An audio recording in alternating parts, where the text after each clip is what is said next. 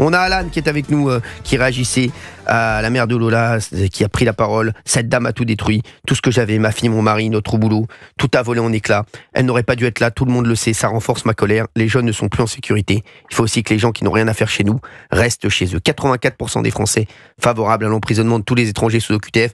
Je pense que ces 84% de Français sont également favorables à ce qu'a dit Gauthier Lebret, c'est-à-dire qu'il quitte le territoire. L'avion plutôt que la prison. Exactement. L'avion plutôt que la prison, ça coûtera moins cher. Bah oui, ça coûtera beaucoup moins cher. Je suis assez d'accord avec vous. Alan est encore avec nous. Juste, Alan. Oui, Alan, avant de prendre d'autres auditeurs, vous vouliez peut-être rajouter quelque chose par rapport à ce que disent Valérie Benaïm et Olivier d'Artigol. Qu'est-ce que vous pensez d'eux? Oui, je voulais rien dire dit, mais bon, vas-y. Malheureusement, rien va changer. Ça changera jamais parce qu'à partir du moment qu'ils nous ont mis à la justice Gilles Verdez, c'est parce qu'ils veulent très bien que les choses, ils veulent pas que ça évolue. Il va peut-être partir. Il a dit qu'il allait peut-être démissionner, le pauvre. C'est ce qui peut aller de mieux à Michel Barnier. Pas une grande perte. Ce qu'ils auraient dû faire, après, je sais pas, je suis pas en politique, mais ils auraient dû mettre Gérard Darmanin, qui était au courant de tous les dossiers, qui était ministre de l'Intérieur, et ils auraient dû le mettre à la justice. Pas mal. Ouais. Et puis voilà. Et là, je trouve que ça, c'était une bonne idée, ça, Alan. Ouais, je suis d'accord. Évoluer les choses. Je suis d'accord. Ça aurait été une très bonne idée. Je suis d'accord avec vous. Bien sûr. Merci, Alan. Très bonne idée. Merci, Alan, d'avoir été avec nous sur Europe 1. Je vous fais de gros bisous. Merci beaucoup. On a Dominique qui est avec nous. Bonjour, Dominique. Bonjour Cyril. Merci d'être avec nous, Dominique. Vous habitez Paris et forcément vous pensez comme moi, j'ai l'impression. Ah oui, alors je pense comme vous et je vous écoute.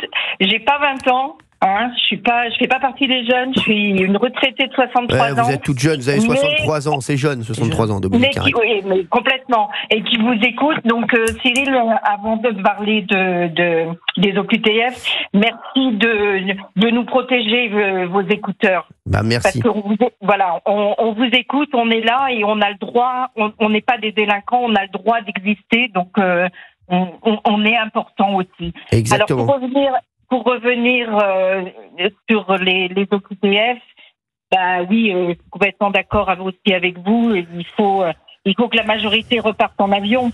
Bien sûr. Donc il faut des moyens. Les OQTF. Par contre, je suis aussi pour une fois d'accord avec Jules Verdez parce que un OQTF qui a tué, qui est délinquant et qui a fait une connerie sur le territoire français, ne doit pas être mélangé avec les autres. Pourquoi ? Parce qu'il y a du juridique derrière et il doit y avoir un suivi. Donc d'un côté, il faut investir pour ne pas que les étrangers, tout le monde rentre en France. Moi, j'ai vécu à l'étranger, j'ai vécu... Vous avez vécu où, Dominique ? J'ai vécu dans les Caraïbes pendant de longues années. J'adore. Où ça, dans les Caraïbes ? Où ça ? J'étais en République dominicaine. Ouais, je connais bien là-bas. J'ai fait mon droit, j'ai fait du droit là-bas. J'ai sévi là-bas. Croyez-moi que les étrangers, ils ont intérêt de bien se tenir. Et j'ai vécu aussi au Maghreb, j'ai vécu 4 ans au Maroc. Oui. Et là, c'est pareil, on ne bouge pas une oreille en tant qu'étranger. Je suis désolée, on respecte.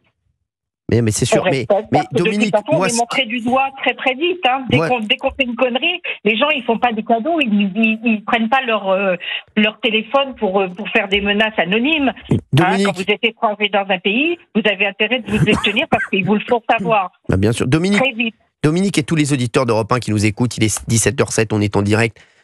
Après la déclaration de la maman de Lola, moi, ce qui me rend fou, je vais vous dire, c'est les gens qui disent c'est pas possible, on peut pas, on n'y arrivera pas, c'est impossible, et l'avion c'est pas possible, et avec les pays c'est pas possible, et ils pourront pas, on n'en peut plus. Dominique, tout est possible, exactement, tout est possible. C'est une question de fermeté, c'est une question de fermeté. Tout est possible dans la vie, et je suis bien placée pour le savoir parce que j'ai bourlingué, je sais que tout est possible. J'ai travaillé avec beaucoup de politiques, et croyez-moi, je sais qu'ils sont capables de faire quand ils le veulent. Oui.